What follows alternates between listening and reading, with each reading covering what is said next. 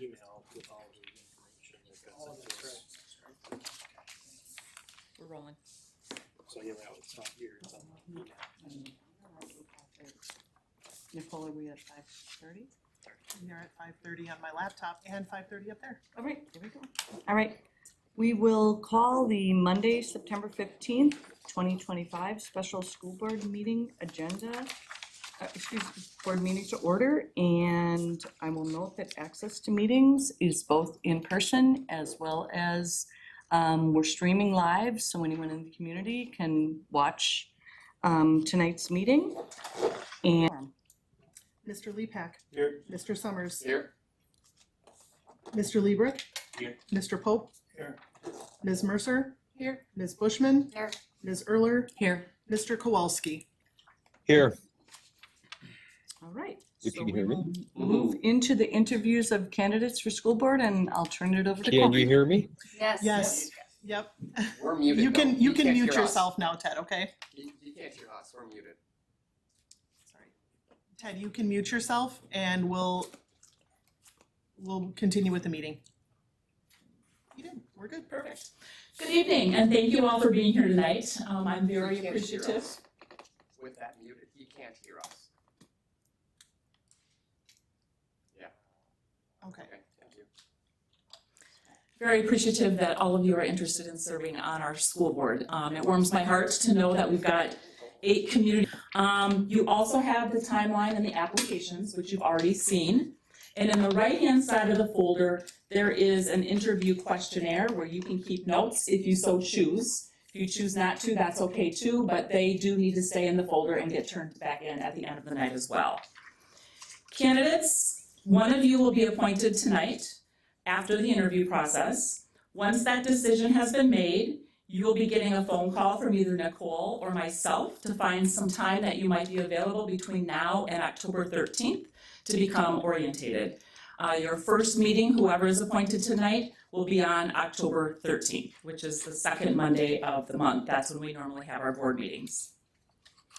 The board will also take action tonight to appoint the new member to the Business Services and HR Committee meeting. Will Shader has resigned his position and he served on that committee, so this person that's chosen tonight will also serve on that committee. This appointment will be in place until the April election. There will be 4 seats then open in April.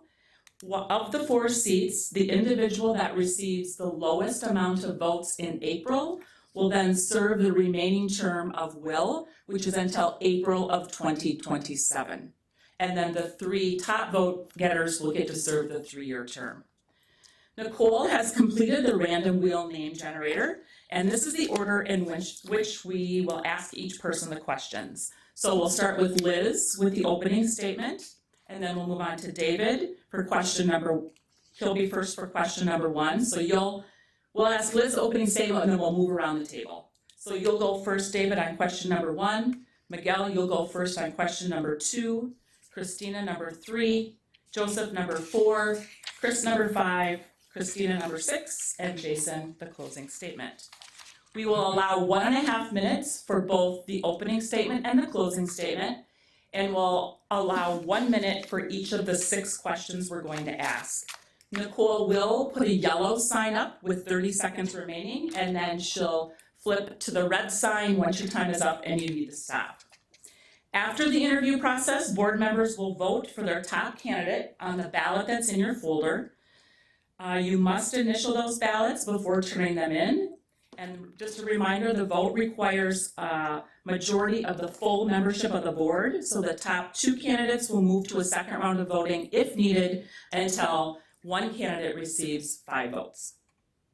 Any questions? I guess I'm not quite sure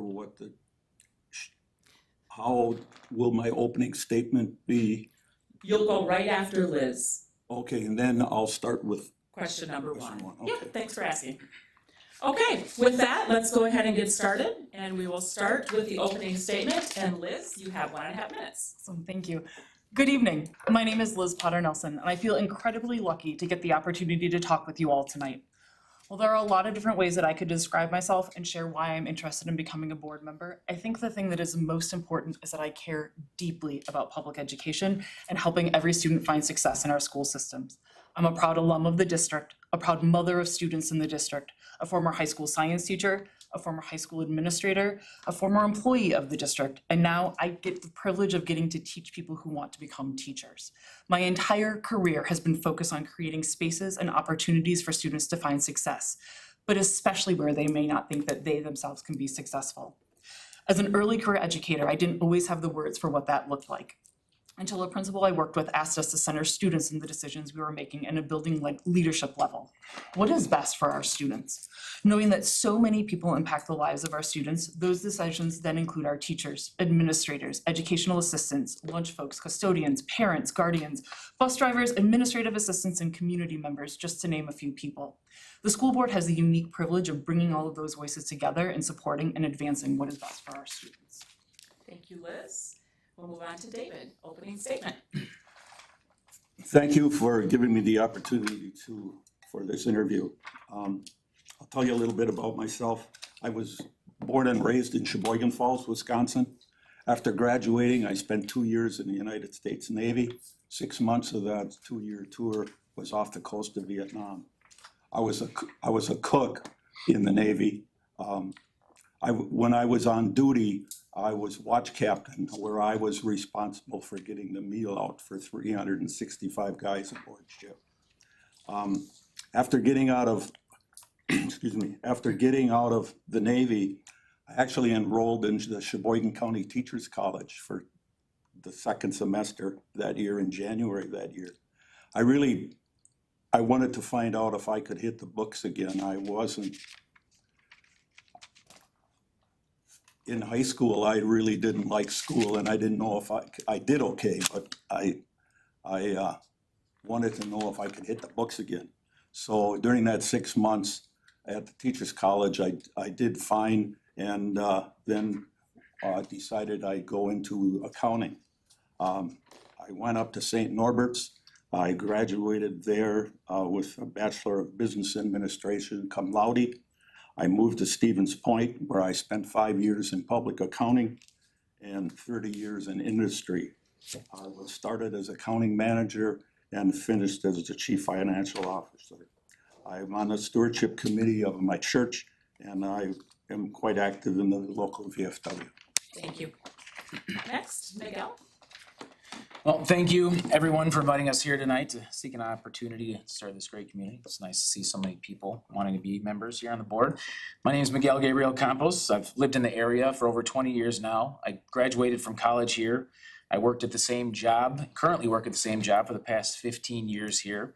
I've even started and maintained a business here for the past 10 years. I'm a parent, a coach, a husband, and an active community member. As a parent of 2 in this district, taxpayer and a citizen, I'm excited for another opportunity to help serve our great community as a school board member. I think service to your community is extremely important, and I believe my passion for education, my extensive business knowledge, my dedication to community, and my desire to always seek to understand before acting are all qualities that will serve this board well. I appreciate your time this evening, and I look forward to serving this district twice again. Thank you, Miguel. Christina. Hi, thank you all for allowing me to attend.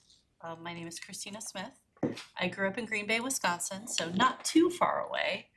And I graduated from high school there. I went to UW Stevens Point, and I have my bachelor's degree in mathematics with a minor in computer information systems. Similar to Miguel's background, I stayed.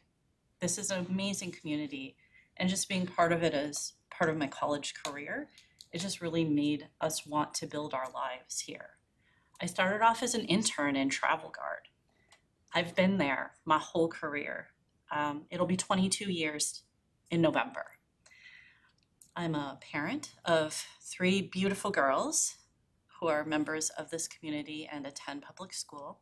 I'm a wife of an English teacher at SPASH, and bringing all of that together just really makes me passionate about making sure that people in the community have what they need in order to succeed. I've been able to, throughout the course of my career, build upon the skills that I learned, not just in high school, but in college as well. And by doing so, I think I can offer the unique ability to problem solve. And let me explain what I mean. Recently, Travel Guard was sold from AIG to Zurich, and they tapped me to go around the world to visit all of the locations where we do business to determine how we are going to move from Travel Guard AIG to Zurich. Thank you very much. Joseph?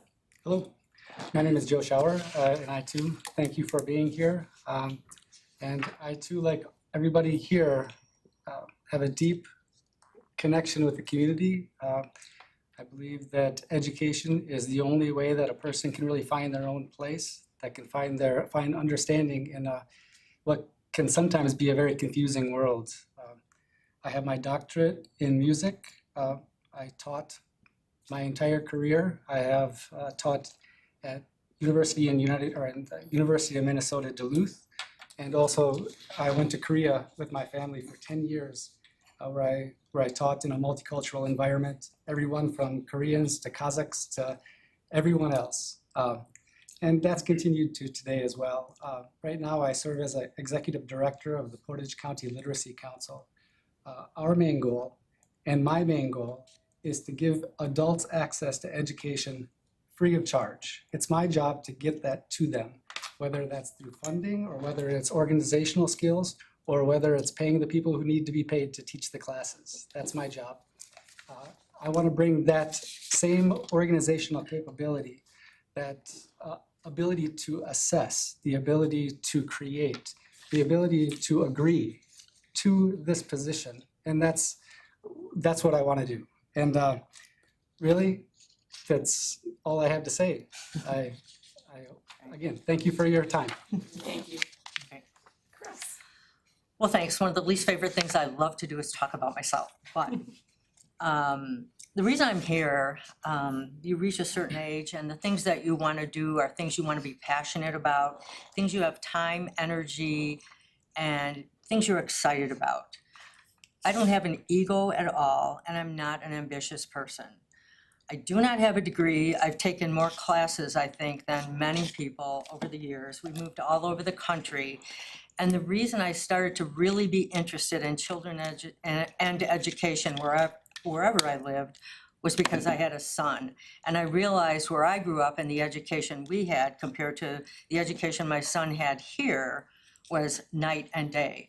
And the minute I started to get involved, I'll talk a little bit later about how I got involved, is I realized every kid, every student, every child in this district was like my child. I wanted them to have everything I had. So I got very involved. I currently am retired. I just lost a pet that I was a caretaker for a number of years. I don't have a partner, and I have a lot of time and energy, and I really want to be involved. I am on the Business Services Committee as a citizen member. I'm also a citizen member of the ad hoc committee for the Portage County Health Center. I'm also a volunteer for Door to Dreams.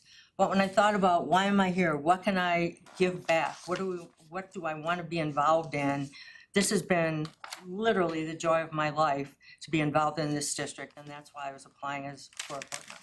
Thank you, Chris. Christina? I'm Christina Lorge. I think first and foremost, I'm a parent. I have a child at UW-Madison who's going to be a junior, another one who's a first-year student at Madison College doing the UW transfer program, a ninth grader, and then a first grader. So I got a big span of kiddos there. But education has been what I've wanted to do my entire life, and it's what I've dedicated my career to. Nelson Mandela has a quote that education is the most powerful tool that you can use to change the world, and I firmly believe that. I have a bachelor's from UW-Eau Claire, my master's in counseling from Western Illinois, and a doctoral degree in educational leadership from Edgewood College. I've lived in the Point community for 15 years. I'm not from here. I lived here for 5 years when I worked at UWSP. I have experience in public higher ed, private higher ed, community colleges, and now the Wisconsin Technical College system at a system level. And I wanted to come back to Stevens Point because it's such a special community. And part of that has to do with the quality of education. And I think we're so lucky to live in a community that has solid K through 12, and as well as 3 higher ed partners. UWSP, Midstate, and Lakeland has a strong presence here. So I'm just grateful, and if it's the opportunity for me to give back to this community, I'm happy and ready to serve. Thank you. Jason? So I'm Jason Vacchioli. Thank you all for inviting me and the rest of us here. I'm, like a couple of people here, I'm not a native Stevens Pointer. So I got here in 2006 and I took a faculty position at the University of Wisconsin-Stevens Point. And so I've been exposed to a lot of the community, and with a child in the district, sort of been welcomed very warmly into the community, and watching her grow and go through public education here it's been wonderful. And as a product of mostly public education myself, I feel very strongly about a good public education for students, and for me, making sure that our students have training, resources for their emotional, social, and physical well-being, making sure that our staff and our faculty also have those tools available is one of the reasons I'm really interested in serving on this position. Thank you, Jason. Okay, we'll move on to question number 1, and we'll start with David this time. The question is, what unique value will you bring as a member of the school board? I have a very extensive background in finance. I'm a certified public accountant. Besides the general accounting duties that I had in industry, I prepared multi-million-dollar budgets. I did quite a bit of the HR work at the company.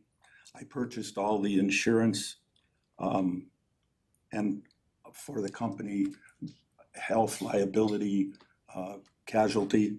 And I have served on the board of the Wisconsin Wildlife Federation up until April for the last 15 years. I was its treasurer. And so I have some experience on the board. Good, thank you. Miguel, what unique value will you bring as a member of the school board? One word, dedication. With 2 children in the district, 20-year residency, UWSP graduate, local coach, 15-year local employee, 10-year local business owner, and a member of numerous groups, clubs, boards, committees. I've been more than dedicated to making this community great, making it my home. I'm from Wausau, which is a great community. I came here and I never went back there. My parents are still there, and as most of my family, but I love this place. I want nothing more than to help reshape this district to be the best district in the United States and ensure that we have the best educated children anywhere in the world. Big goals require big dedication, and that's coming from a guy that balances a career, a business, a marriage, 6 different kids' sports, and community service. If selected for this open seat, you can expect that I'll bring this board the same dedication I have in my private life so that together we can make this district one of the best in the country. Thank you, Miguel. Christina, what unique value will you bring as a member of the school board? I'm a system thinker, and what that means is I look at a problem end to end to understand all of the things that are interconnected as you move from one side to the other. And I feel that's a unique ability that I've learned over the course, not just of my career, but even beginning with my public education. I had the advantage of being able to be pretty independent in my course load and how I approached things, which really allowed me to build my curiosity in a way that built this skill. I want to make sure that every student within this district has the same opportunity to really lean into what they're good at and build it out so that they can be successful long term. Thank you. Joseph, what unique value will you bring as a school board member? Well, I'm a multilateral thinker. I like to listen to everybody. I like to come to consensus.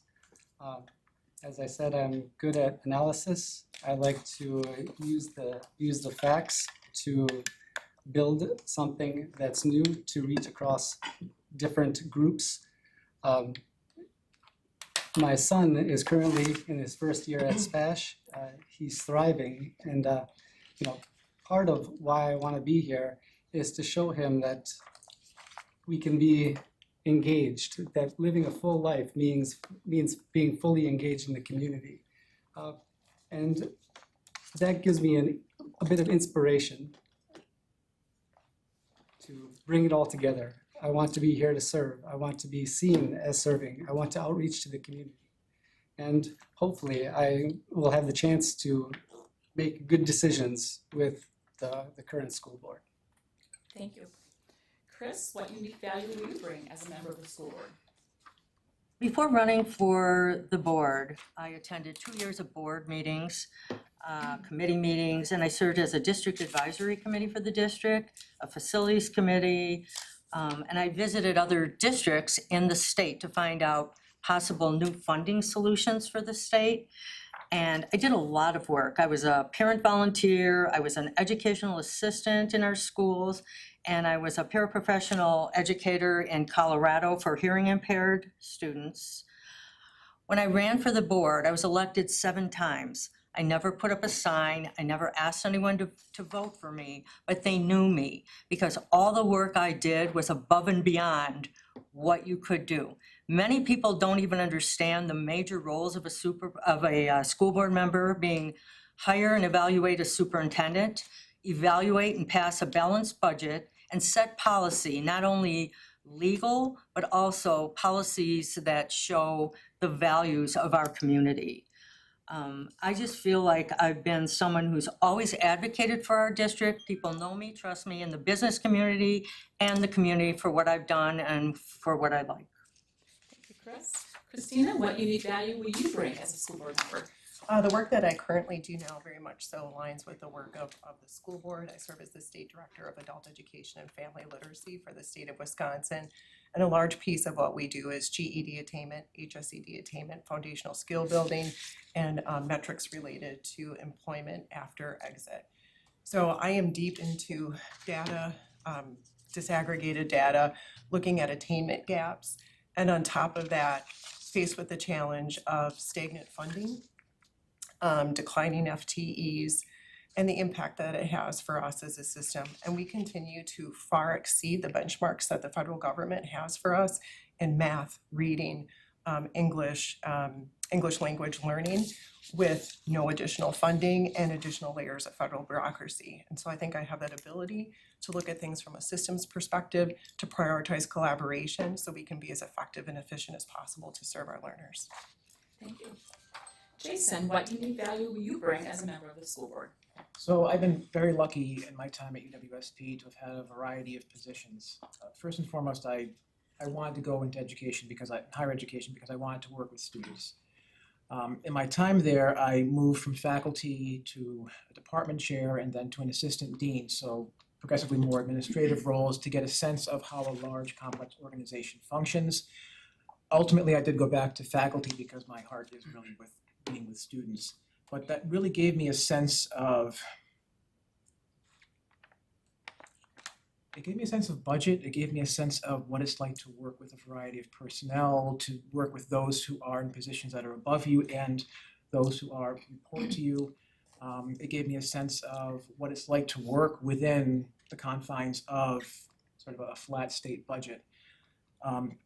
So all of those experiences, I think, would give me some insight into working within this particular complex organization. Thank you, Jason. Liz, what unique value will you bring as a member of the school board?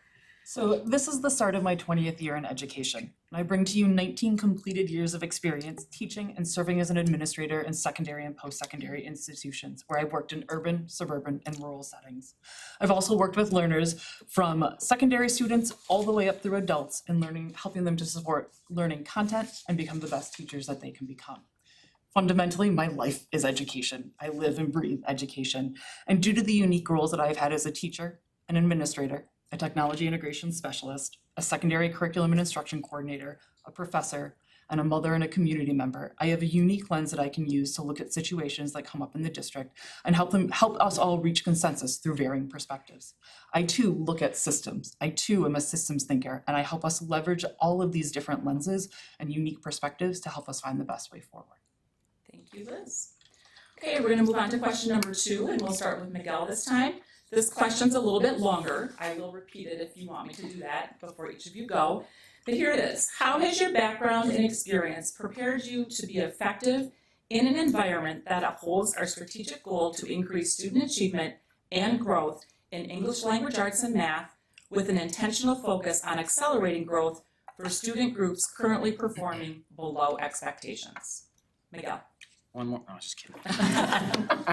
Well, this question affects me and my family personally. Like so many others, I have a child that is still affected by the COVID learning loss in both these core areas. I don't think our backgrounds really have anything to do with this, the way in which I read the question in its entirety, but I think awareness of these major setbacks in the areas of ELA and mathematics are what's important here. The awareness by our board members, coupled with the direct district's mission of prepare each student to be successful, is all that is required to motivate me or any board member for that matter to support the creation of new resources or reallocation of existing resources to keeping this promise to our children, more specifically those current children struggling in ELA and mathematics. Thank you. Thank you. Would you like me to repeat it, Christina? No, I think I'm good. Okay. It is a long question. When I read this question, I really felt like this was my question. I have my bachelor's degree in mathematics. Now, that might seem like, oh, well, she's really good at it. She must not necessarily have awareness of when people struggle. I can tell you that when I started elementary school, I got the worst grades in my class as far as math was concerned. So this isn't something that just came out of nowhere. It's something that I built on over time.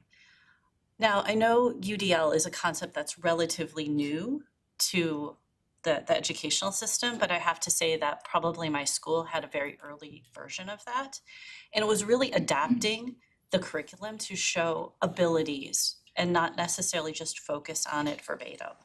Additionally, my husband happens to be an English teacher in the district, so from an ELA perspective, I can also see from where he's coming from, how you adapt education in order to fit the student and not the other way around. Good. Thank you, Christina. Joseph, would you like me to repeat? No, that's all right. Okay. You know, this is basically what I do entirely. I deal with English language learners. I deal with people that are upskilling into job-related areas. Mathematics is a big part of what we do. We also teach citizenship, by the way, just a little plug, shameless plug, if you know anybody that wants to further their American journey, you know, we do that.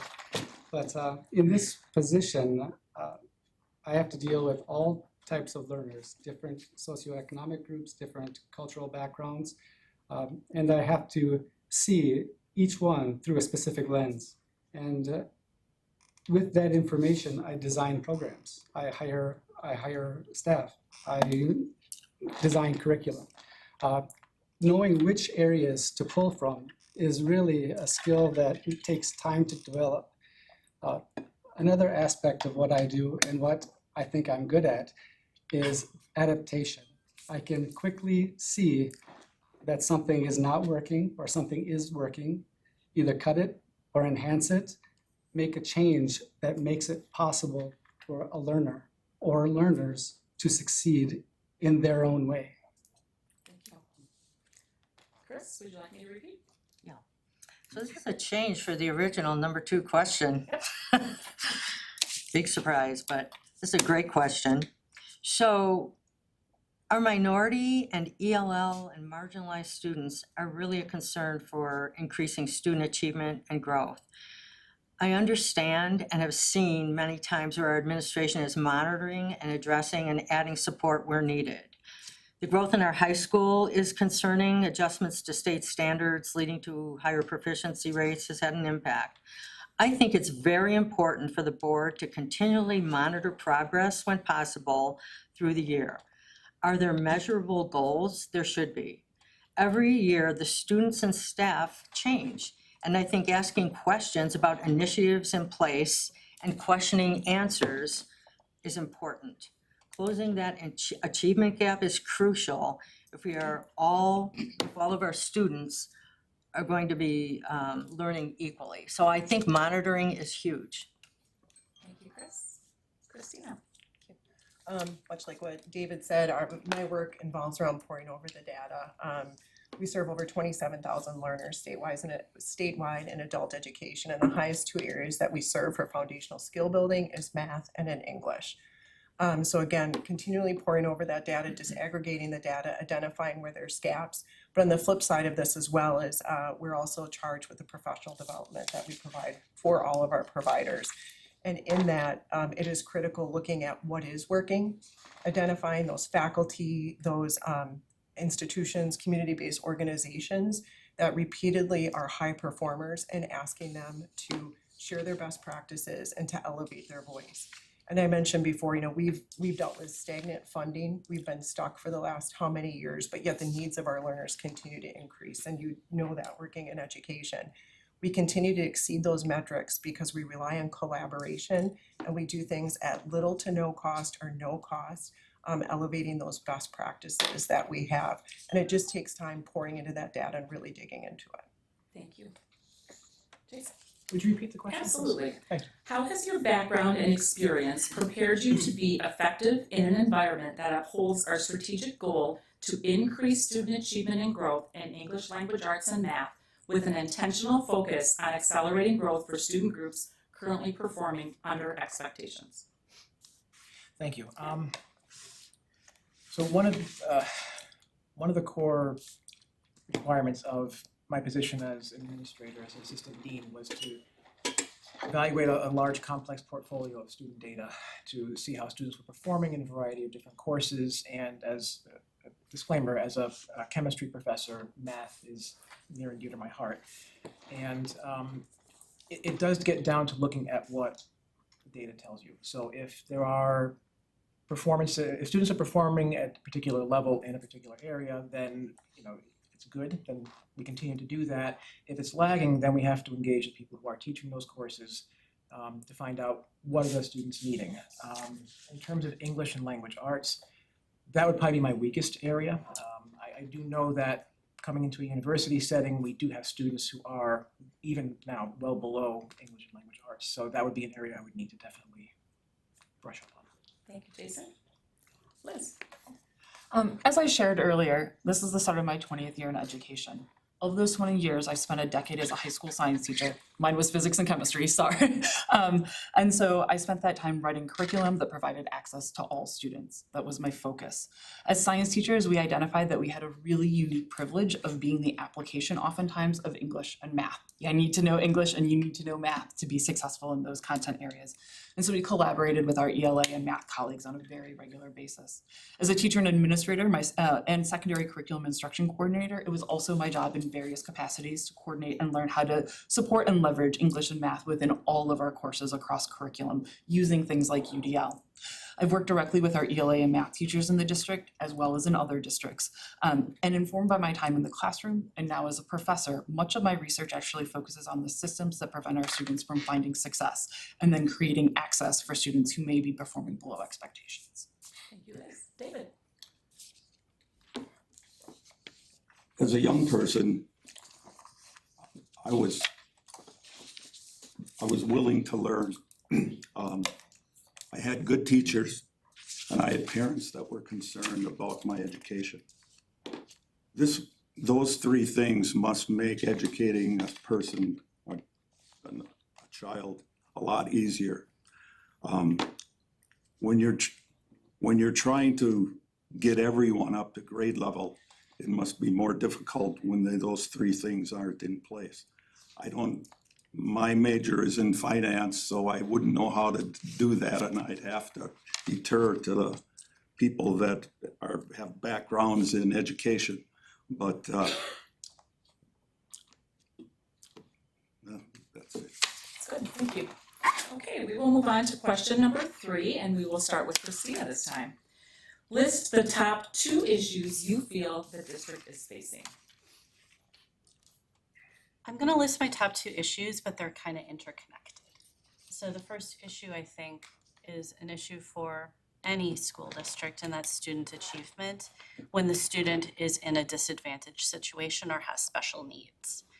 Now, there's a lot of ways of trying to approach it, but most of those ways require additional funding.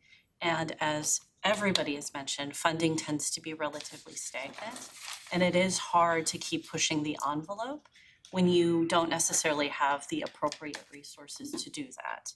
So that brings me to the second part of the issue, and that's the ability to maintain and recruit teachers, EAs, and substitute teachers. in order to get the student performance, you need to have the teachers and employees necessary in order to support those students. And our ability to be able to recruit and maintain those students, or I'm sorry, those teachers to support those students is interconnected. Thank you. Joseph? What she said. It's Ditto. It's the same, you know, Stephen's point.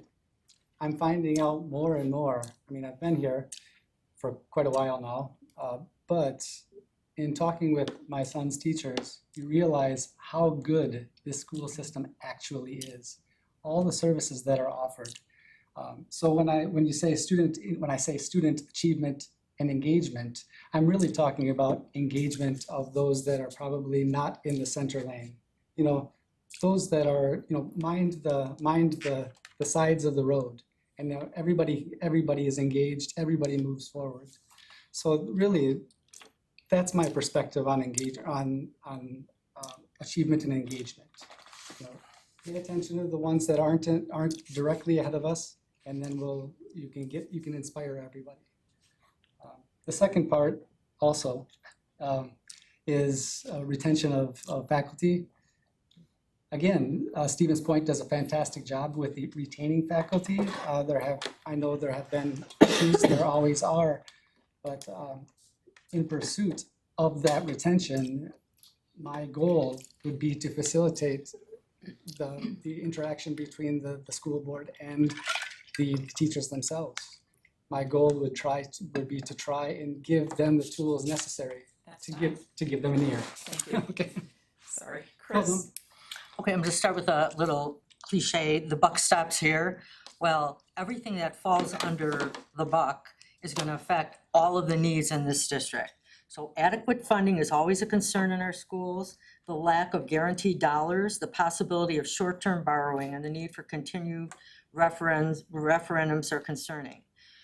We need to retain teachers, hire and retain, but it's not only teachers, it's every other staff member in this district, because we need them all. And so that, again, we go back to the money. My true concern now are changes in legislation that may truly impact what we may have to change, remove, or hurt in important initiatives that we are providing our students. The social and emotional impacts that are impacting us, they're impacting our most vulnerable students and are deeply concerning. I think the political division in our country and community have a definite impact on students. And on a short note, I am concerned to continually hear about bullying and also, I wrote it down here wrong. Bullying and suspensions in our elementaries and or secondary schools. Those are concerns for me. Thank you, Chris. Moving on, Christina. Also ditto, financial instability, I put as the top one. The state imposed revenue limit is a negative issue for the district. The decline in FTE, I guess not everybody loves winter, like all of us who choose to stay here and have chose to make Point our home. And I'm sure like all of you, when the federal funds were withheld this summer, you were holding your breath for the entire summer. And it was, you know, you get, like I joke, you get 10 minutes of summer in Stevens Point, and it was incredibly stressful for those of us who rely on those federal funds. And wondering when they're gonna go, if they're gonna go, and things related to that, as well as the state government. And then finally, the academic achievement gaps, looking at 44% of economically disadvantaged students had to retake algebra.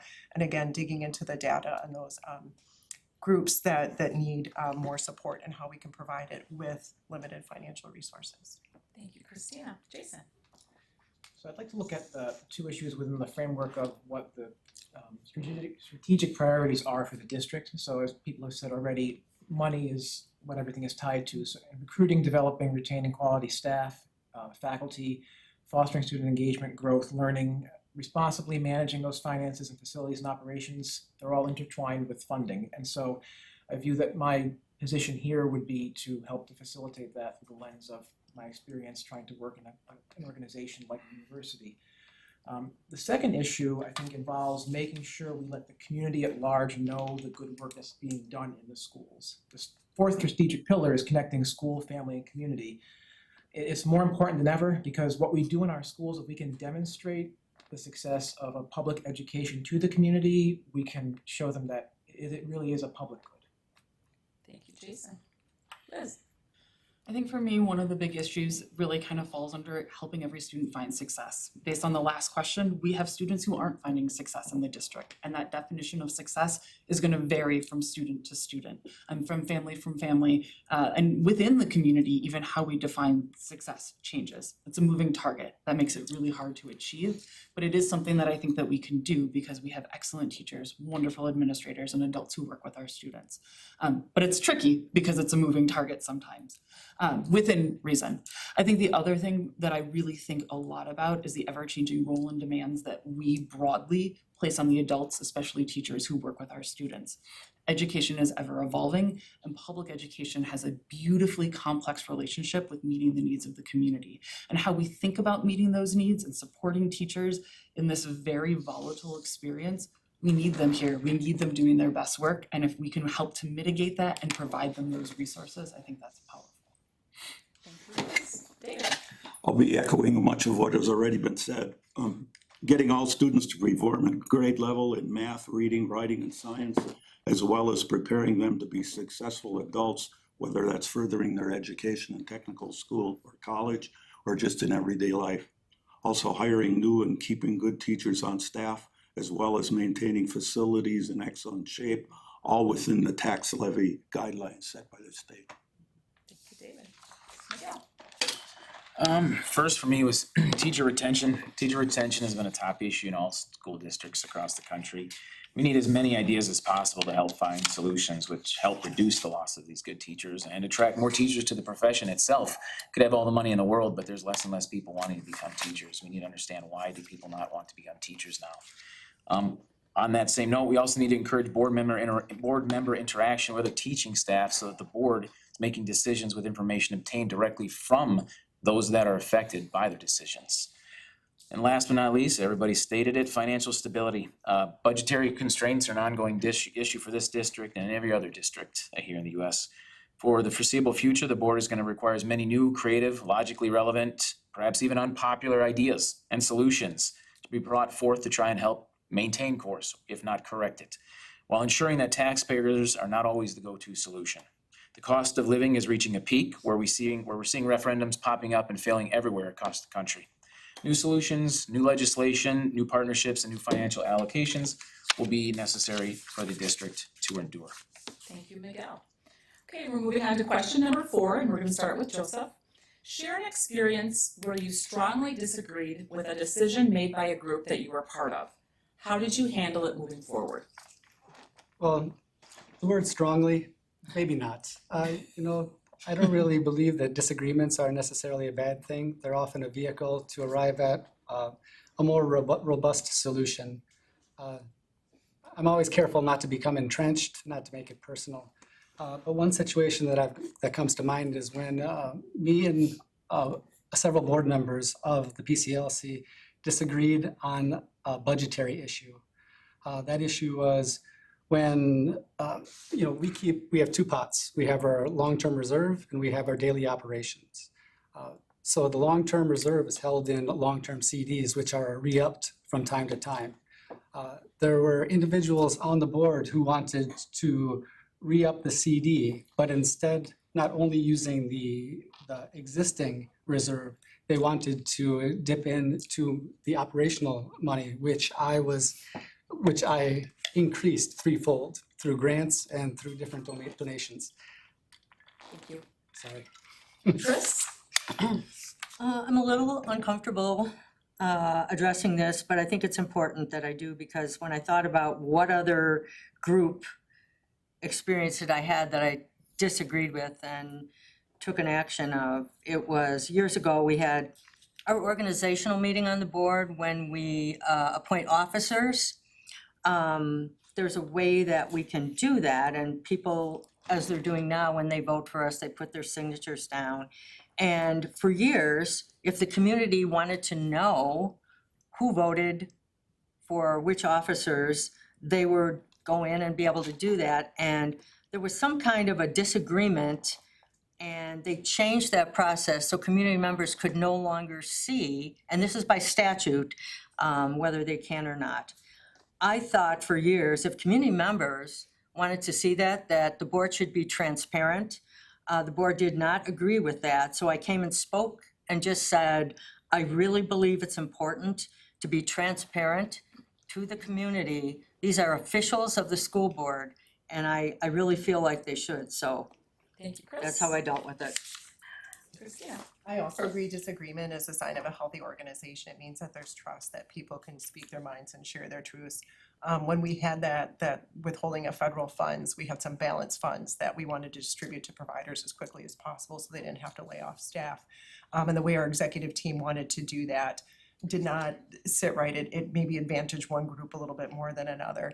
So I listened to their ideas, what their true intent was, what they were trying to get at, and then looked at rules, regulations, statute, met with my team, and we were able to kind of talk about, this is why this wouldn't work, but here are 3 options that we could provide for you that kind of helps meet what you're looking for, but also make sure that if we're ever audited, we are within compliance, that we're doing ethical and right with the money that we receive.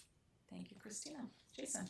So several years ago, and there might be some board members here who were a part of it, there was a decision to increase the length of the school day. And as the superintendent knows, I was, and several other people were very much against the rapidity with which that was going to occur. And so I put a petition together, and several of us spoke publicly about it, and ultimately the board decided to do it fairly rapidly, but you opened that discussion up for the community, and I became involved in that. And so that was a situation where I disagree with the board decision, but I was also going to put myself into, or be part of the process to try to find a solution. So I do think that disagreements can be a bad rap. They don't have to be vitriolic, they can be beneficial. Thank you, Jason. Liz? So in my years of experience, I spent 5 years as a high school science department chair. I sat on our building leadership team in the district that I was in. That was an administrative position. And I was responsible for about a dozen teachers and about 1,200 students. And I can promise you that probably monthly, weekly, daily, there were decisions that were made that I was not super thrilled with.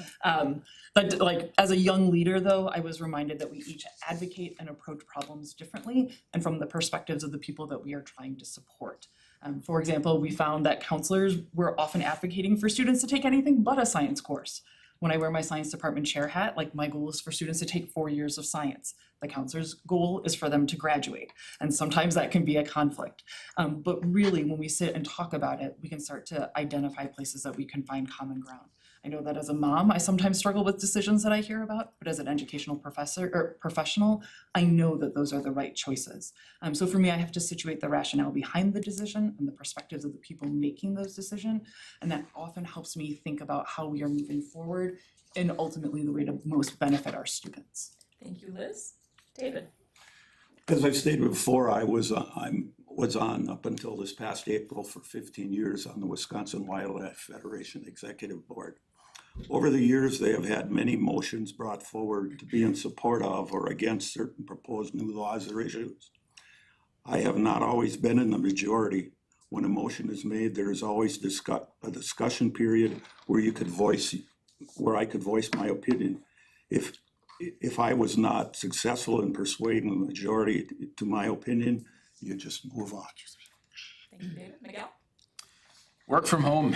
When COVID finally ended, our global CEO called us all back to work 4 days a week. This was not well received by most of our company. I ended up setting a meeting with the CEO to discuss the reasoning behind the new mandate. Also, I wanted to explore what alternatives had been explored by their C-suite. Our conversation was both respectful and productive. While I didn't get anything that I wanted, I was appreciative of his willingness to hear me out, explain his line of logic, and agree with some of my arguments. Overall, it was a productive conversation for us both, regardless of the outcome for myself. A willingness to listen and not just hear, a respect for differences of opinion, and an absence of fear of retaliation were the variables that made this a great conversation. These are the variables I try to keep in mind when having an uncomfortable conversation. Great. Thank you. Christina? I agree with just about every statement that we've made so far. That disagreement is just general course of having human interactions. It happens all of the time in every situation in so many different ways. I can think about just today, some of the disagreements that we've had at work. And I think my ability to be a generally accepting person really does bleed into this, as well as being a systems thinker, because I can approach all of these discussions from various different angles and see other people's point of views. So I generally accept a decision whether or not I agree for it, and then behind the scenes, I can make sure that whatever decision was made, we can start mitigating any of the concerns that I have so that I can prove myself wrong and we can move forward and get the things done that we need to. Thank you, Christina. Moving on to question number 5, we're gonna start with Chris. And the question is there a particular issue that motivates you to serve on the board? I think having been a board member, and I'm not sure how many applicants, we have amazing applicants here. I'm very, very impressed with all of you, and you have a great broad range of knowledge. Years ago, I asked WSB, this is education, why don't we have all educators on the board? Why? And they said, because we want community members to work with educators. This district has phenomenal educators, but I think my deep understanding of this role, having served as, and the 3 things I said, what our major roles are, knowledge, experience, dedication to students, parents, and connection to the community, it's just motivated to me because I know what this role is. I know what this job is. I think I'm pretty good at it and I loved it. And because of where I am right now in life, I truly believe I'm a qualified applicant. I wish I had all of your degrees, which I don't, but I feel like I can step right in and help the board and administration move forward in a positive way. Thank you, Chris. Christina. For me, it is the attainment gaps that are occurring in education. And I understand the long-term impacts of those for individuals, both in their desire to achieve post-secondary education, if that's what they want to do, what that means for them in terms of employment and earnings potential down the road. So that is a issue that's near and dear to my heart. It directly impacts our work. We serve all adult learners across the state, and the stronger our K-12 is, the better we all are together as collaborative educational entities. So that's what drives me. And again, those abilities to look at things systemically, to find creative solutions to problems, to be comfortable having uncomfortable conversations. But again, that collaboration that we have. This is a great community when we've supported back-to-back referendums, something that I want to continue to be a part of. And I'm just very proud of our community for that. Thank you, Christina. Jason.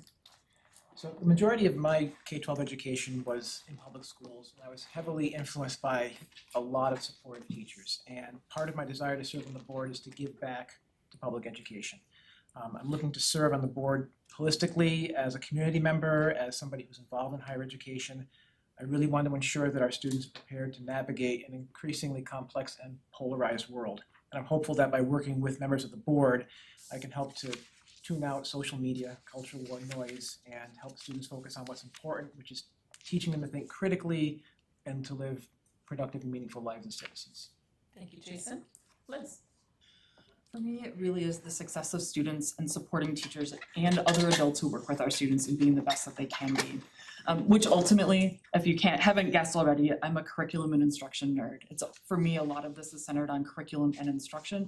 It's also centered on the complex systems that are at play. We know that school districts in particular are complex systems, and adding people in further complicates that push and pull. And so a lot of what drives my desire is, one, to serve the community, but also to look really complexly at that curriculum, that instruction, and that human nature in which we're all involved with. Thank you, Liz. David. I've lived in this community, this great community, for almost 49 years. Raised my 3 children here. This would be a way to give back to the community that has served me so well in the last 40-some years. Thank you, David. Miguel. Well, actually, there are 3, but as I've been calculating all the cadence of everybody's responses, I won't get to but 1. So I've run for school board for the past 3 terms. At the center of all 3 of those campaigns was a call for a K through 12, fully comprehensive financial literacy curriculum, unlike anything any current U.S. school has in place. In the past few years, there has been an increased call for similar programming in other districts around the country and a growing interest at the federal level to support this financially. Our district should have been a trendsetter in this regard, and we still could be.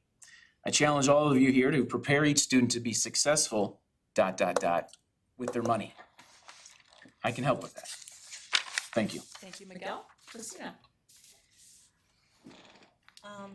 I think that the most important thing and what I really lean into, and it's come up quite a few times here, is really adapting education to meet the students' needs where they are. The ability to be able to look at a student, see their strengths, and build into those strengths instead of trying to push the curriculum on them has been a passion of mine since I was in elementary school in remedial English and barely making it in math. And I was able to adapt because my teachers were able to adapt to the point that I'm now a vice president for a multinational insurance company. And to be able to take that and apply it to whatever student needs it is the most important thing as far as I'm concerned. Thank you, Christina. Joseph? My motivation is that education has given me everything. It gives me structure, it gives me a place in the community, it gives me understanding of the world. I believe that I can use those perspectives to help other people in their educational journey. I understand that, while being financially stable and being economically solid is of an incredible importance, there's also the human factor where you have to be able to put the things together, make sense of what you see. And that's where my strength lies. Thank you, Joseph. Okay, moving on to question number 6, and we are going to start with Christina. The question is, if you are appointed to the school board, is it your intention to run for the seat in the April 2026 election? I would look to feedback from fellow board members and from the community to make that decision. I know it's not a large amount of time to get a feeler for that, but if I feel that my contributions are helpful and meaningful, I would. Thank you. Jason? I'm going to respond the exact same way. I'll add one thing, which is I really am very heartened to see that there are people here who are really interested in this, and so I feel really good even if I don't end up getting selected. So anyway. Thank you. Liz? Similar, I feel bad, like I have to answer with a cautious yes. I've always wanted to serve on the school board, but always thought it would be after I retired because for a long point in my career, I had worked in K-12 schools. Now I find myself in a position where I can serve our community earlier than anticipated, and I want to make sure that I make the right choice before committing to a full campaign. David? I had put down the same thing. Happy, we're glad you were first. As long as I felt I was contributing to the board and also got an indication from my fellow board members that I was also contributing, I would likely run it. Great, thank you. Miguel? Yeah, definitely plan on running again. Christina? I ran last election and I clearly didn't win, but my intention would be similar to others. If I was being a good contributor and it would be a path forward for the district, that yes, I would run. Thank you. Joseph? Yes, I think continuity is important, but I also think opinion is important, the opinion of the school board and the opinion of those that I'm serving. My motto is have a thick skin, not a thick head. So if there was a call for it, I would love to continue. Thank you. Chris? And I would say ditto. You did a great job. You did a great job, so I'll just copy from both of you. You never know what's gonna happen. I mean, this 2025 for me has been a year like, I can't even believe it. But if asked, I would definitely consider it. Thank you. And now, closing statement, and we're gonna start with Jason. All right, thank you.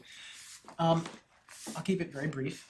So I do believe very strongly in the power of public education, and I've been lucky enough to have had outstanding educators impact my life. Those educators treated what they did as a vocation, and I know the same thing is true of the educators and staff members in the Stevens Point Area Public School District. I hope I've given you some sense of the skill set I bring with me, and I want to assure you that I'm going to work with you to listen to you, our constituents, our faculty, our staff, and the public to make data-driven decisions that will positively impact our students. Thank you, Jason. Liz? Each step in my career has been driven by the question of how can I support the most students? How can I create space for our students to be successful? And in what capacity does that look like? How can I create access and opportunity for our students? I started as a science teacher and became a science department chair because instead of 125 students, I was responsible for 1,200 students. I moved to a district office position to engage with conversations with more teachers and administrators and hopefully have an impact on more students. I earned my doctorate so that I could work with people who wanted to be teachers and who would ultimately teach more students. I haven't always had the opportunity to be a member of the school board as an employee of the district or other districts, but I know how important the work was that was happening at the school board, and I knew that after I retired or had other opportunities that I would be considering campaigning.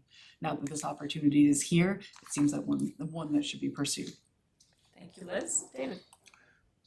I don't think there's anyone on the board with my financial background, so I think I could be a very valuable asset on the board. Thank you. Miguel? It was not so long ago I sat on this board under these exact same circumstances. I've actually run for this office and lost for 3 separate terms now in a row, and I will continue to run for this office. None of those losses have or ever will deter me from continuing to seek a place on this board, as it is that important of a board to the community's growth and stability. This board quite literally shapes the minds of our future community members by the virtues it espouses or does not. In a world where news cannot be trusted, political leaders are dishonest at all turns for their personal preservation, the youth of our nation have become increasingly radicalized in their belief systems, and chaos appears at every corner of our once civil nation. You now have an obligation to ensure that this board, the board in front of me, ensures that it has a balance of opinions, ideologies, backgrounds, and educational experiences so that every person's opinions are reflected, so that no one feels left out, so that no one feels like the deck is stacked against them, so that when times get even more tough, you can say that you did your best together, working with all that make up the community to create balance in our district. Thank you again for having us all here tonight. Thank you, Miguel. Christina? As many people have talked about a balanced approach, I want to just reiterate that that's where I'm coming from. I'm a parent. I'm a spouse to a district employee. I'm involved in a very large organization within this community, and I am an employer as we go through this. But first and foremost, I lean in and try to understand. I try to understand where people are coming from. I try to understand what they need. I try to nurture as best as possible. And by bringing that all together and understanding things from start to finish, I really think that I would provide value to the school board, to the district, and most importantly, the students. Thank you. Joseph? In a nutshell, I like to think that I make success where success is seemingly almost impossible. I mean, it's not, it's my goal at least to find a way forward in any situation. Stay positive. Positivity is the way to make things happen. Not blind positivity, but positivity rooted in reality. And with good facts and good judgment, that's how we move forward. Thank you. Chris? I've been involved in this district in a number of different ways for about 25 years. I think we have an amazing district. My focus has always been on how can we help students achieve. Years ago, I can honestly say, I wasn't looking at our students as world citizens. They're world citizens right now, so everything that happens is going to affect them. I have 2 grandkids and another one on the way, and they're in Whitefish Bay. My son is a teacher there after teaching for 3 years in the alternative highs in Milwaukee. He now teaches at one of the highest level high schools, Whitefish Bay, an English teacher. And the things these kids have already been doing and the places they've been and people they've met all over the world, it's amazing.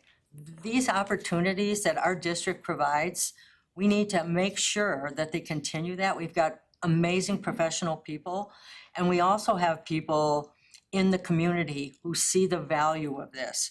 So whatever I do, it'll always be in some way helping. I'm on Business Services Committee right now. In any way I can help the community to understand that these students need every opportunity that we can afford to give them, I will do that. And again, this is a great group. I'm so excited to see all of you here. It's really nice to know that we have great people like you in the community supporting our kids. Thank you, Chris. Christina. I have 20 years of experience and have dedicated my life to education, and I believe in success for all students. To me, success is not the variable, it's all the things around it and how we can leverage the tools and the resources that we have around our students for them to be successful. I have seen students who have had some of the greatest difficulties and obstacles in front of them achieve amazing things, get family sustaining wages, turn their life around, and it's because somebody believed in them, because somebody took a chance on them, because they got access to a resource that they desperately needed. K through 12 education is the foundation of our community. The stronger that is, the stronger we are. And I want to be able to help serve in that way and ensure that our K-12 stays as strong as it is and it only gets better, because that just means a better community for all of us who live here. Thank you, Christina. So that concludes our interview. I'm going to ask board members to take one ballot out of your folder. Write down your top candidate and then make sure that you initial that ballot. So I just want to clarify one thing. So the successful candidate will need to receive a majority of votes. So that would be 5 votes. The top 2 candidates move on if you don't have someone in the majority. But if, for example, we had a situation where we had a 3-2-2-1, so the top 3 being the 3 and the 2 people with the 2 would move on. So it's just depending on how the vote lies, but ultimately it's, the person at the end has to have 5 votes from the board. I just wanted to clarify that. Thank you, Meg. Okay, once you have your ballot filled out. And Ted knows how to vote. Yes.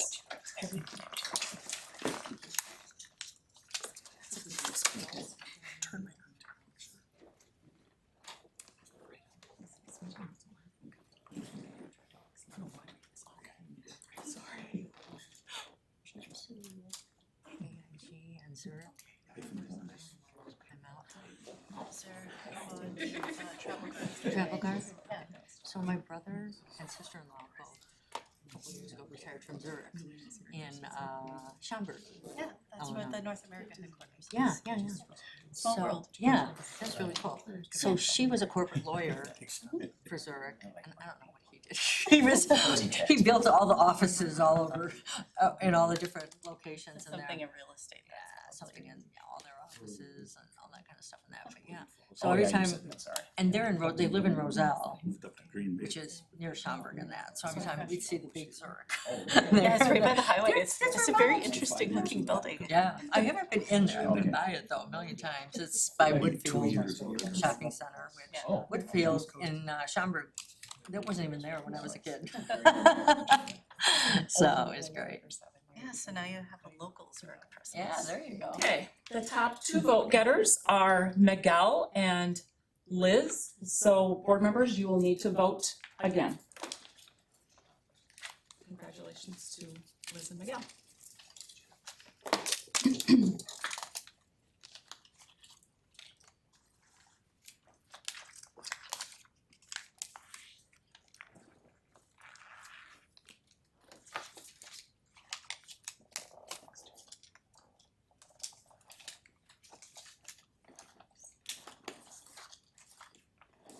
I need a glass of wine.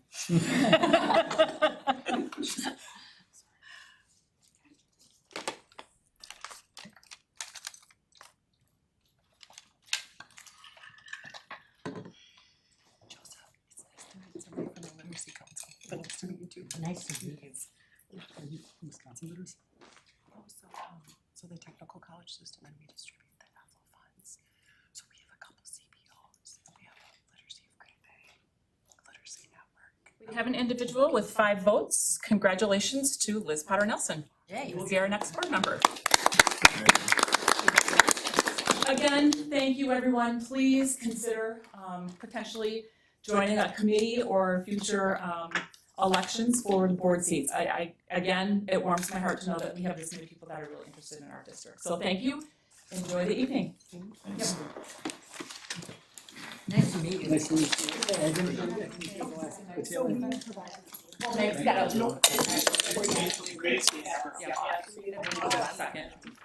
That 2-hour walk today, my whole body's going, why would you do that? Because I'm trying not to gain any weight. Okay.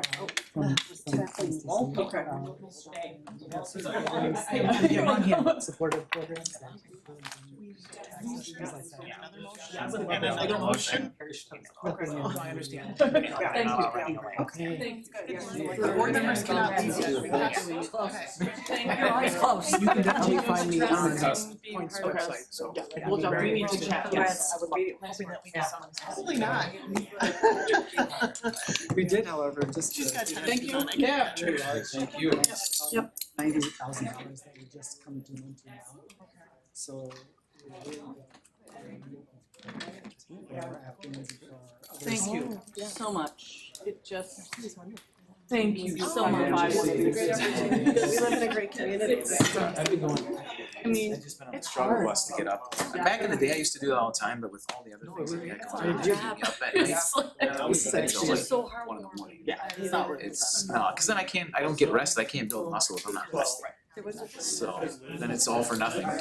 But, the 6:20 is great, but then now I've got my kid who needs to get to school early. It's like, well, I need to get to school early, so you need to. Yeah. I'm like, Please reach I out do to know. CLC. Oh my gosh, it's so important. Yes. It was nice.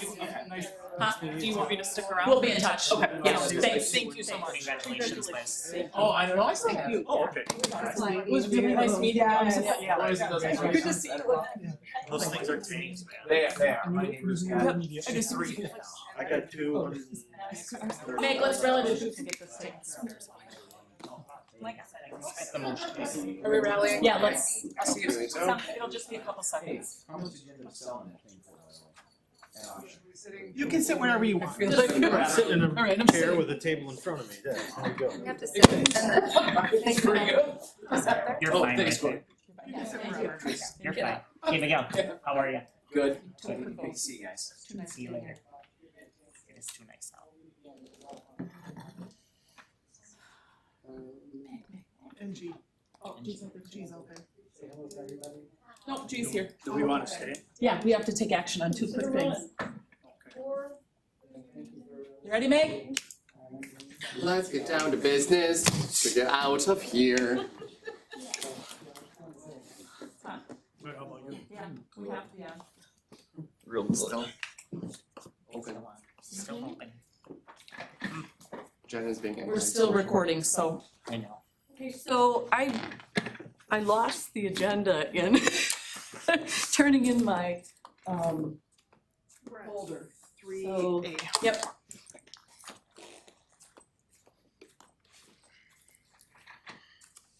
So we are moving into the selection of candidates. So now I need a motion to appoint Liz Potter Nelson to the vacant school board seat. All right, any discussion? All those in favor with aye? Aye. Any opposed? With nay? All right, the second item is to make the appointment to the standing committee. So we will need to make a motion to appoint Liz Potter Nelson to the Business Services Human Resources Committee. I will note that she's currently on Ed Services, so we will be looking to reach out to the community, and we will be going through then that process of appointment to that committee as soon as possible. Yep. Correct? Okay, so. Can I ask a question about that now? What if Liz doesn't want to be on can't she change? Or do we have to have her on that committee, or can she be on? I think what we should do is have her fill Will's seat, just because we went through that entire process of determining who was gonna be on which committee. So I would prefer that she fills in where Will was, and then if elected in April, then we can go through that whole assignment again. So ultimately, G, she was serving as a citizen member, not as a board member. So the board members that are currently on Ed Services Would will stay. retain their position on that, and then we will need to appoint that citizen member. So we really can't put that her by- on Ed Services. Is that by rule or just convenience? Well, no, it's all the board. Reorg. We as a board voted to approve the members of that Ed Services Committee from a board perspective. And so we can't change that, you know, until the next organizational meeting of the board with respect to board representation on the committees. Correct. So I would be looking for a motion to appoint Liz Potter Nelson to the Business Services Human Resources Committee as a board member representative. Do I have the motion? So moved. Second. All right, any discussion on that? All those in favor with aye? Aye. Aye. Any opposed with nay? All right, I am looking for a motion to adjourn. So moved. All those in favor with aye? All those in favor with aye?